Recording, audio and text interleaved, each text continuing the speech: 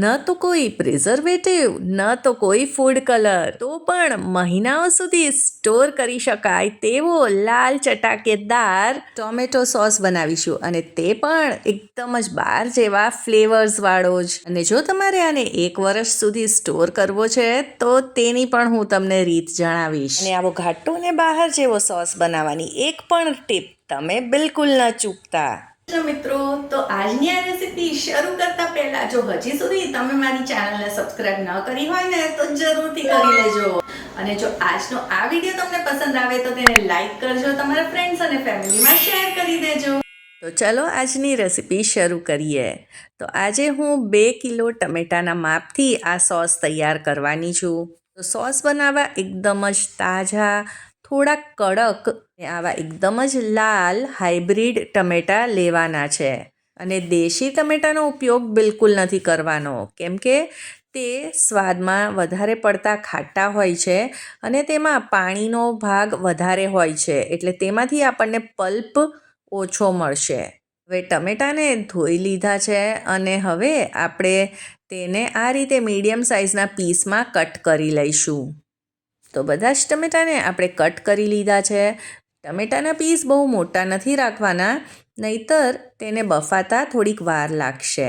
હવે તમે કોઈ પણ જાડા તળિયાવાળું વાસણ લઈ લો અને તેમાં આને ટ્રાન્સફર કરી દો. હવે એકદમ જ બહાર જેવો ફ્લેવર આવે આપણા સોસમાં, તેના માટે આપણે એક પોટલી તૈયાર કરીશું. તો મલમલ કે કોટનનું કપડું લઈ લઈશું અને તેમાં એક નાની ડુંગળીને સ્લાઈસ કરીને ઉમેરી દઈશું અને સાથે જ 5 થી 6 લસણની કળીઓ પણ લીધી છે. હવે તમે લસણ અને ડુંગળી ન ખાતા હો તો તે સ્કીપ કરી શકો છો. 2 તજના કટકા ઉમેરીશું, આમાં લવિંગ પણ ઉમેરીશું. તો આ ખડા મસાલા ઉમેરવાથી સોસમાં ખૂબ જ સરસ ફ્લેવર આવશે. અને 1 જાવિત્રીનું ફૂલ પણ ઉમેર્યું છે. અને હવે આપણે આની પોટલી બનાવી લઈશું. આપણે જે બહારથી સોસ લાવીએ છીએ તેમાં પ્રિઝર્વેટિવ હોય છે, ફૂડ કલર હોય છે અને સોસને ઘાટો બનાવવા માટે થિકનિંગ એજન્ટ પણ વાપરવામાં આવે છે, જે શરીરને નુકસાન કરે છે. તો હવે આપણે પોટલી બનાવી લીધી છે, તો ટમેટાની વચ્ચે આપણે આવી રીતે રાખી દઈશું. હવે અહીંયા 4 થી 5 કાશ્મીરી સૂકા લાલ મરચાં ઉમેર્યા છે. આનાથી પણ ખૂબ જ સરસ કલર આવશે. હવે આપણે આને ઢાંકી દઈશું અને ગેસ ઉપર રાખી દઈશું એકદમ જ સ્લો ફ્લેમ ઉપર. ટમેટા જેમ જેમ બફાશે તેમાંથી પાણી પણ છૂટું પડશે, એટલે વચ્ચે વચ્ચે ઢાંકણ ખોલી ટમેટાને ચેક કરવા અને તેને મિક્સ કરવા. અને જો જરૂર લાગે તો પછી પા કપ જેવું કે તેનાથી ઓછું પાણી ઉમેરવું. તો આપણે લગભગ 10 થી 12 મિનિટ માટે લો ફ્લેમ ઉપર આને બાફી લીધા છે. અને તમે જોઈ શકો છો કે ટમેટાં ગળી ગયા છે અને એકદમ જ બફાઈ ગયા છે, છાલ છૂટી પડી ગઈ છે. હવે આપણે એક પોળા વાસણમાં આને કાઢી લઈશું, એટલે તે જલ્દીથી એકદમ જ ઠંડા થઈ જાય. હવે આ પોટલી છે તેને સ્ક્વીઝ કરી લઈશું, એટલે જે મસાલાનો કસ છે ડુંગળી લસણનો તે આમાં આવી જાય. હવે ટમેટાં ઠંડા થઈ ગયા છે, તો આપણે મિક્સર જારમાં તેને ટ્રાન્સફર કરીશું. થોડુંક જે ટમેટાનું પાણી છે એ જ એમાં ઉમેરતા જઈ આવી રીતે આપણે તેને ફાઇન પેસ્ટ તૈયાર કરી લઈશું. તો આને પીસતી વખતે આપણે જરા પણ એક્સ્ટ્રા પાણી નથી ઉમેરવાનું. અને હવે આવી રીતે કોઈ પણ ચાળણી કે ગળણીની મદદથી આપણે આને ગળી લેવાનું છે. તો આ ટોમેટો પ્યોરીને ગળી લેવાથી આમાં જે પણ બીનો કે છાલનો ભાગ હશે તે રહી જશે અને આપણને એકદમ જ સ્મૂધ ટમેટાની પ્યોરી મળશે. અને છેલ્લે હું તમને એ પણ બતાવીશ અને જણાવીશ કે ટોટલ આપણે 2 કિલો ટમેટામાંથી કેટલો સોસ તૈયાર થયો છે. ટોમેટો સોસ બનાવવા માટે નોનસ્ટિક પેન કે પછી જાડા તળિયાવાળી કોઈ પણ સ્ટીલની કઢાઈ કે વાસણ લઈ શકો છો. અને એલ્યુમિનિયમનું વાસણ ન હોય તો વધારે સારું, કેમ કે ખટાશવાળી વસ્તુ એલ્યુમિનિયમ સાથે રિએક્ટ કરે છે. તો હવે આપણે આ ટોમેટો પ્યોરે આમાં ઉમેરી દીધી છે અને ગેસ ઉપર તેને રાખી દઈશું. સ્વાદ પ્રમાણે મીઠું ઉમેરી દઈશું, સાથે જ 1 કપ ખાંડ ઉમેરી છે. હવે ખાંડનું પ્રમાણ તમે વધારે કે ઓછું કરી શકો છો તમારા સ્વાદ પ્રમાણે. ઘણા લોકો થોડોક ખટાશવાળો સોસ બનાવતા હોય છે અને ઘણા લોકોને થોડોક મીઠાશવાળો સોસ પસંદ હોય છે.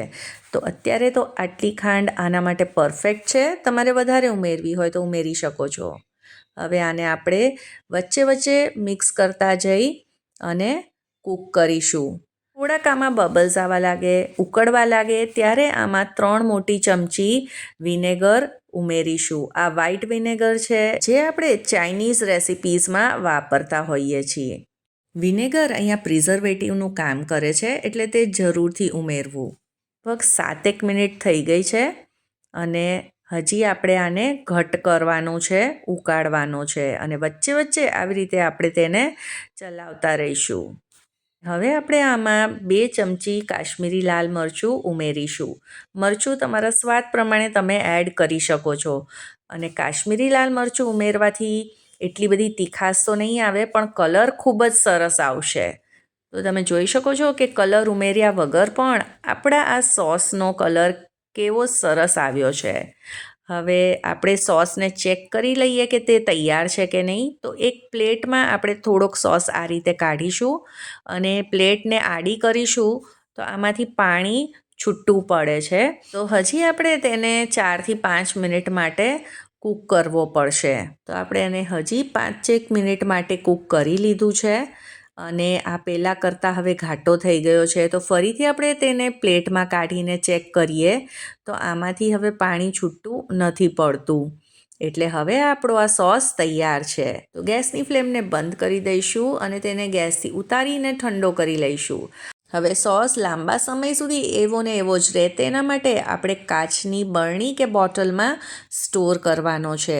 તો બોટલને ગરમ પાણીથી ધોઈ લેવી અને પછી તડકામાં સૂકવી લેવાની અને પછી આપણે તેમાં તેને ભરી લેવાનો. આ સોસ લગભગ 3 મહિના સુધી ફ્રીઝમાં એવો ને એવો જ રહે છે, જરા પણ એનો સ્વાદ નથી બદલાતો અને 2 કિલો ટમેટામાંથી 1.5 કિલો જેટલો સોસ તૈયાર થાય છે. અને જો આપણે આ સોસને 1 વર્ષ સુધી સ્ટોર કરીને રાખવો હોય તો માર્કેટમાં અલગ અલગ બ્રાન્ડના સોડિયમ બેન્ઝોઇટ એવું પ્રિઝર્વેટિવ આવે છે અને એમાં તેનું માપ પણ લખેલું જ હોય છે. તો તે તમે નાખીને તેને સ્ટોર કરી શકો છો. તો આજની આ રેસિપી જો તમને પસંદ આવી હોય તો તેને લાઈક કરજો, ફ્રેન્ડ્સ અને ફેમિલીમાં શેર અને મારી ચેનલને સબસ્ક્રાઈબ કરી દેજો. સૌને જય શ્રી કૃષ્ણ.